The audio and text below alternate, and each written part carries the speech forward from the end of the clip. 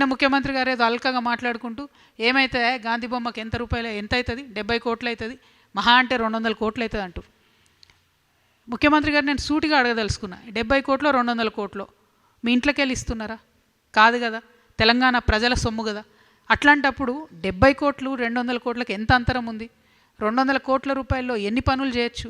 200 కోట్ల రూపాయల్లో ఎన్ని డబుల్ బెడ్రూమ్ ఇండ్లు కట్టియచ్చు? ఎంతమంది పేదలకు షెల్టర్ ఇవ్వచ్చు?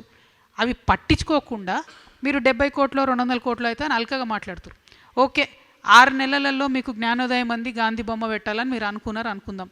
6 నెలల కింద ఉన్నదానికి ఇప్పుడున్న దానికి 1400 కోట్లు పెరుగుతుంది కదా. మీరన్న లెక్క ప్రకారమే గాంధీ బొమ్మకు 200 కోట్లు అవుతుంది అనుకుందాం.